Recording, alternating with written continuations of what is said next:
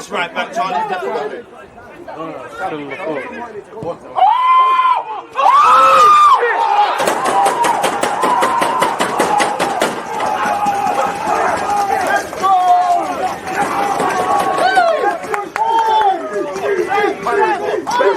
People deluded, I'm back again. Come on, Ian, man. Come on. There's always just that active red light defending. I think it's like. There's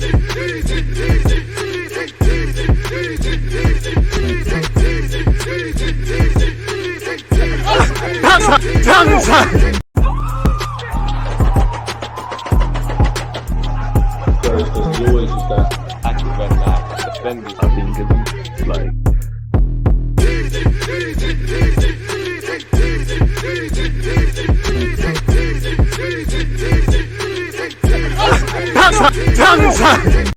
People deluded, I'm back again. Come on, Ian, man. Come on. Oh, what's going on there? Are we live? Of course we're live. People deluded, I'm back again. I can't lie, Bav. They're on to you, man. They said we have to make it a regular thing. They said they want you back. I said I would try. Obviously, you was on it. How you doing, my bro? What you saying, man? All good, man. Can't complain after our last result. You know, weekend was nice. So, yeah, all happy, man. Smiles. Save it, man. We're going to get into it. Man. People, if you're listening, smash the like button. Obviously, if you're on YouTube, I can't imagine you don't know who Babs is already, but his name is in the title. Slap the subscribe button. Look at his content. I mean, he does better content than a lot of the major Sky Sports and all of them sort of things there, man. So, yeah, happy to have you, my bro. You know, you kind of alluded to it. Let's just jump straight into the obvious. We beat the scum. We beat the Spurs. You know what they say, Arsenal, you know, beat the small team. So maybe there is a lot of tests left, man. What are you saying in relation to the derby, man? What's all your thoughts, man? Don't hold back. Light work, man. Light work. Easy, man. What's this content talking? I mean, it was easy. It was as expected. And to be fair, we always beat Spurs at home. But look, I can kind of see where people say we've not been tested yet.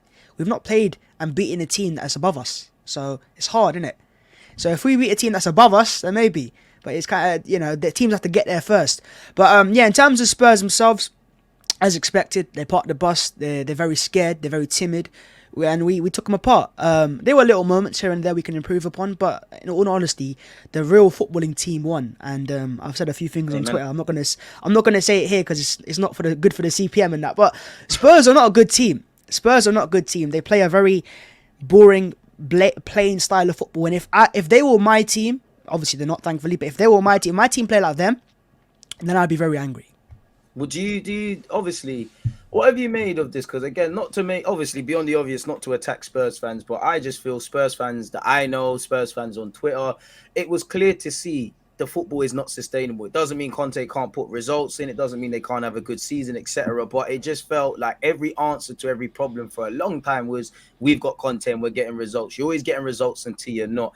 So where do you stand with the way they play? Obviously, they do part the bus and all of these things, and it weren't pretty to see. The only goal they really scored was against the run of players. You saw we were caught in an attacking transition. We gave away a penalty. There was, I would say, the only time they really looked like scoring beyond that, maybe the closing stages of the first half. But as you said, we completely stunned them in every area, really. And and I'm sure you find it annoying as well. People always big up these games. They bigged up, no disrespect to anyone apart from Spurs, but the Spurs, the Brentford games, the Palace games, they always big it up. It's a big test. It's this, that, and the other. We come through it on the better side. Then it's the focus starts to shift to how poor these teams were, which has nothing to do with us. We prepared well. We got the result. We keep it moving. No, I 100% agree. And I think the way Spurs play, they play like a small team. They do. You know, the way they played is they play for others' mistakes. They're not proactive. Arsenal are a proactive team. And if you look at the way Spurs played, it reminded me a bit of how you see Steve Bruce's Newcastle come to the Emirates. Kind of hope for the best, you know? No, that's what it is. It seriously is. They've got some quality players. That, yeah. But it's like, yo, you know, we'll give you the ball because you're the better team. We can't play like you can. So you have the ball. And hopefully, if you make a mistake, we'll counter-attack. That's not how a big team plays. If you want to win a league title, if you look at what City have done, what Liverpool have done, you have to be proactive. You have to take it to the opposition. And I guess it's away from home, I understand, but even at home, even in the game against Leicester, I know they won that game because it's Frankfurt yesterday. and Frankfurt yesterday, they get dominated. They're too easy to keep the ball against. And this is why I keep saying to Spurs fans and any fans that back Conte, great manager once upon a time, but his style is outdated. That pragmatic style, when you had Mourinho, it worked, but it doesn't work anymore. Get with the times now. Spurs' manager isn't that good. You know what? If Spurs had Tuchel, I'd be a bit more scared in terms of the long term, because Tuchel actually plays a style of football which is a bit more modern in the sense if he likes to dominate games. Even if it doesn't work out, he likes to dominate games. Conte's style of football, the way Spurs played against Arsenal, even though it was so average, that's how Conte wants to play. That's their style of football. It's not like he was, Arsenal made them look poor. That's how they want to play. So look, if that's how they want to play, then long may it continue, because it is a really poor style of football. And like you said, man, long may it continue to last, really. And Conte's come out and already said, that, we need better players and things. I remember a lot of Arsenal fans as well, they looked at Spurs' transfer market. I'm not knocking it. Perisic, a good signing, confirmed the signing of Kulusevski. People do like Spence. And a lot of people were kind of criticizing what they did and using it to knock us. And I'm sure you saw it. I used to say if we had a transfer window like them last summer, fans would kill us for it. I mean, they would kill the club for that. They wouldn't have been happy with that. Really. No, they wouldn't. And the thing with Spurs is they kind of just had a safe window. Free transfers, experienced players. There was no profile they targeted that really boost that first team. Richarlison, these are players that just sit on the bench. If Kulusevski's fit, Richarlison doesn't start. So they haven't signed that many starters. Perisic is a good player, but how many years is he going to be a good player for? He's still at 30, 33, 34, or even older. So, I think Spurs' window was very overrated. And I said this at the time, I got cooked for it, but it's turning out to be a little bit true. Boy, you saw the future. Focusing on Arsenal, you kind of said there were some things that we could have improved. Before we talk about the positives beyond the obvious, what do you feel could have improved against Spurs? Look, it's hard because they are a good team in transition and it's very hard to control those scenarios. But I think even in the terms of our passing forwards, we weren't at our best. We were good, but not at our sparkling best. So I think just being a bit quicker on the ball at home, especially in a North London derby, I would have liked that a little bit more. And also in terms of the defensive transition, I think we were good in most aspects, but little mistakes. You see for Spurs' goal, the goal they scored, Xhaka could clear that ball. I know it's an initial mistake anyways. We lose the ball and they counter-attack, but we get the ball back. We make a good save, and all Xhaka has to do is clear the ball. Clear the ball and we're away from it. So I think there's little mistakes there and here and there, but apart from that, I can't really complain because the idea was correct. And the principles are correct. It was just a matter of a little bit of execution, a bit of experience, of control as well. After we scored our goal, which was fantastic, that first goal, it was more about let's take it back to Spurs rather than give them the ball. So just that little moment, I think from after we scored, minute 15 to minute 45 or there and thereabouts, Arsenal can be a little bit better. But apart from that, I like the ideas. And like you mentioned with Granit Xhaka, one thing I liked about Xhaka, and you've probably seen it yourself, the emerging sort of dialogue around it. I feel, how the way he galvanized and he's actually come out when we scored, he said at the first goal, he said, calm down, we're going to score some more. Yeah. It's not done. I mean, every Arsenal fan's a Xhaka fanboy at this moment, but it's hard not to like the guy. Happy he's got player of the month. Happy people can accept that. He's probably not what we need to go to the next level, but he definitely has a role here, and right now we need him in it. God forbid he gets no injuries, and that extends to everyone. As you mentioned with Granit Xhaka, he could have cleared the ball. Gabriel, as I always say, I love the guy, but you've got to kind of phase these moments out. You played a stupid game, you won a stupid prize, didn't need to slide. We were caught 7 versus 3. I remember Saka lost the ball. Son and Kane have played the 1-2. Zinchenko's not back at left back. It's gone out to Richarlison. Initially, Ramsdale and Saliba have done enough. Saliba's headed it, and then you've kind of alluded to the rest. So that was an improvement for me. I feel, if I'm really harsh, like you said, I actually a bit different from you. I think we played quite well on the ball. I think we was popping it. I think we started well in the first 20 minutes, and we, Partey scored a banger. If I'm really harsh, it took a fantastic effort from Partey for us to take the lead. So to go to that next level, we need to take the defensive problems that we did have minimized in this game and before us and apply it and probably create some more clear-cut chances, because it shouldn't take a banger from Partey to take the lead in that game. But, I do think when you do the right things, when you train right, when you react to setbacks, as we have been doing this season, you do get the favorable decisions. Where do you stand on the red card? Before you say it, some people may say you're biased and things, and me the same. I thought it was a yellow card when I first saw it. Second time is clear red. I don't know why his boots that high. He's going. Martinelli's running away from goal. Why Emerson did that? You tell me. I don't know, but I don't care. It's one of those challenges, right, where if it's given a yellow card, you kind of go, oh, he's a bit lucky, right? But when he's given a red card, there's no clear and obvious error. Because it is one of those challenges in between. It's not an out-and-out red card, and it's not really a yellow card. It's kind of in between. It's an orange card, right? So it was one of those where he gave the referee a choice to make. The referee made the choice. It was a red card.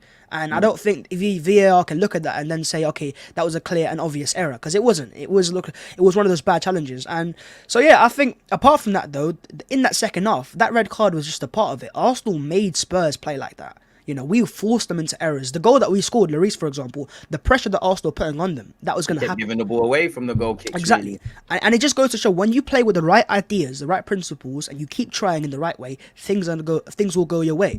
Rather than sitting back and, you know, parking the bus like another man. Exactly. I love them sly indirect. And just on that, one thing I liked is Gabriel Jesus. Like, the goal isn't glamorous, but they all count. You don't get brownie points for scoring bangers. They all count in it. I like the way he followed through, whether it was Lloris, whether it was Romero, best centre back in the league according to them. You know, we took advantage of it. Who would you give man of the match to? Because I don't think I can pick one. You know, I think there's bare guys who could say that's theirs. I think there's Saliba. I think there's Xhaka. I think Partey was good. I think Jesus was good. I think Saka was a brilliant. I think everyone was good, really. You know, the lowest rated player probably Ramsdale, and in a nice way, because he didn't have much to do because of what we did. I'd give it Saliba. I know Partey was amazing. I know Xhaka was good as well, but Saliba in his first ever North London derby up against Harry Kane, the guy's 21 and he was walking him. You know, certain players as well. I mean, to do that in that game, I think now what we're seeing more and more is even rival fans are saying to Arsenal fans, "Raw, you got to play it." And when the rival fans acknowledge there's something special going on, I heard some United fans calling him generational. That's United fans. They don't like Arsenal. So if they're calling him generational, he better be generational. Actually, they don't know much ball, so we're not actually sure about that. But he's a good player. They don't know much football. You know what I mean? But Saliba, for me, in his first ever one, and the way he played, the way he was so assured, like so calm, he was playing with arrogance. It's like, this is easy for him. It's like in a nice way of arrogance, yeah. It's like, yeah, I'm so prepared. I'm ready for this. I've been waiting years for this, and it's lovely to see him. And we've, you know, you probably remember the opening video when we signed him on the plane and things. We've been 1 minute he's leaving, then he's staying, then he's leaving. He's been linked with everyone, even to this day. We just got to get him tied down. Fantastic centre back. There will be tough moments, but there's good problems. Where are you at with Gabriel, man? Because I do think Gabriel is now becoming a bit scapegoated. I do think errors are blown out of proportion, but we can't deny it. He does have that bozo gene. He does have that mistake in him. And I do think it needs to be, I'm pretty sure we spoke about this in the last stream. I think it needs to be phased out a tiny bit, but he's still my guy. No, he does. It does need to be phased out. But I think his mistakes get, you know, people look into it more because Arsenal are playing better. The team is better. So he's not like he's a bad player. He's actually a pretty decent player. But you look at Saliba and how good he is and how good Ben White's been as well. And it just makes Gabriel look a little bit worse than he actually is. He doesn't make that many mistakes. It is just as one of mistakes. But it's because Saliba makes no mistakes. And neither does Gabriel or Ben White. And he's been good as well, man. He's been good this season for me, Gabriel. But for Gabriel to be like that good, or I say good enough, and still people kind of question him. I think fans' standards are getting higher. They're seeing better centre-backs in the club, with all due respect to Saliba and Ben White, who are better for me, in my opinion, especially in the defensive, not making mistakes kind of thing. And I think fans want higher standards. But I think the fact that he's been our worst player, if you want to call it that, right, and he's been pretty good as well, it just goes to show that our team's been pretty good. But yeah, in Gabriel's sake, I think he has to be careful, but he is still 24, I want to say. So he's not old. You know, he's still got a long time to go. And centre-backs normally peak at 28 anyways. You look at what Van Dijk was at 24, where he is now. He's not the same player. Great point. So, exactly. Give him some time, I'd say, at Arsenal. And there's not many good left-footed centre-backs in the world anyways. There's a reason why he was wanted by Juventus, Barca and the Sun, because Gabriel was one of the best left-footed centre-backs on the ball. So he's not perfect, but I don't expect him to be either. I just think it's because we've got this top centre-back next to him who's like a beast, right? And fans just put him into different standards.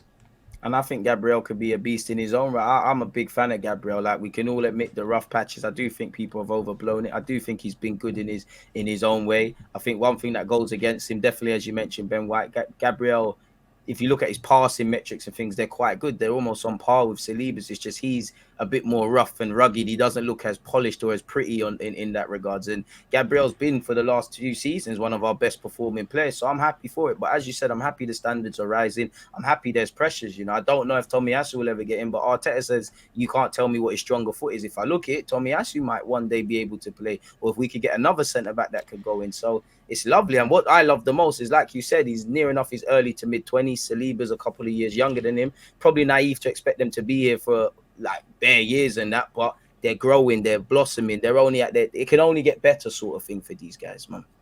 Hopefully, man, hopefully. And do you know what, Tomiyasu and Gabriel and Saliba, they're all 6'3" plus. We've got giants in our team now. I saw the team photo yesterday and I'm like, raw. We've got man mountains here. And I like that. Too long, Arsenal were too small. We've got players now that are massive. We've got powerhouses. And that's what we need, man. On the topic of it, shout out S for this question. He said, big up DG and Babs. Are you guys worried about Saliba's contract situation? He's so good. We have to do whatever it takes to keep him long term. But I bet Madrid and Barca are going to be lurking. For me, obviously, it's a testament, isn't it? When we had rubbish players, we never had to worry about deals. But good players are always going to be monitored. When you hear Martinelli, Chelsea are looking at him, and all these others, Saka with City, Saliba, if you type it in, Barca wanted to sign him if they didn't get Conde. AC Milan tried, Marseille tried. Of course, he's 21. He's got a lot to improve on, but he's only going to get better. He truly is a Rolls Royce of a centre back. And maybe one day, it's probably naive to expect if Gabriel the centre back, Martinelli, Saliba, Saka, if these guys go to where we want them to go to, not all of them are going to stay. If we can get top money, reinvest and find the next ones, it is what it is, man. Are you worried about Saliba signing a new deal? And not just him on that, Saka, Martinelli and him actually. No, not really. I think most of the contracts are being mutually agreed anyways. I think it's just a matter of the agents are being clever. The longer they make Arsenal wait, the more money they're going to get. Right? If you're Saliba's case, if you sign a contract now, then you wait till the end of the season, you're going to get like probably I don't know, maybe 50,000 more pounds at the end of the season because of the way he's playing. So you're a French international, which you wasn't when you played. So football contract negotiations are a waiting game. I still think they all sign contracts, and it's just a matter of how much money Arsenal are going to pay them. But it's a good problem to have, I'd say, in a way that teams want them. Because, good players are wanted by good teams. And Arsenal are a good team. So as long as Arsenal keep improving and keep challenging, I don't see why these guys will want to leave Arsenal. And I think one of the most kind of just, you kind of triggered a thought. I think one of the best things of that now is, obviously fans can only go off what they see. I do think a lot of fans don't understand youth development, especially around Saliba. I do share their opinion that when we had them joke man players, maybe he could have played, but sometimes you need to be away from the environment and just given that scope to grow, not talked as the next big guy or the next, a flop a game to game. And I think we've played it right. And I just feel where you look at Saliba, Arteta's shown he does know what he's doing. When Martinelli, he does know what he's doing, and several others. What do you make of the performances of Martinelli and Saka as well? Because Saka, I think, is playing very well, and he did against Spurs. Still not got a goal or the goals or assist ratio to really match it and let the casuals leave him alone. But I think they're integral to our victory. No, they are. They are. See, when Mikel Arteta, when he worked at City, he had two wide forwards that he coached really and truly, and they will tell you that as well. Sterling and Sané, and they were top players, right? Those two wide forwards terrorized so many teams. At Arsenal now, we've got our two little ones developing, Saka and Martinelli, and they're both just so good 1v1. They are touchline wide forwards. They can come inside. They can cause team issues. And I think what I like the most about both of them is they're so physically good. They can ride contact. When you come strong as well, especially Saka, he looks a lot smaller on TV than he actually is. He's like 6 foot and that. And then Saliba, I think with not Saliba, but Martinelli, I think we see it even more now this season. I think he's completed the most dribbles in the entire Premier League. He's got like a 7. Right foot. I saw an interview. He said I've been scoring with my left. That was interesting. Yeah. When his right gets ready, he's on crunch. He's got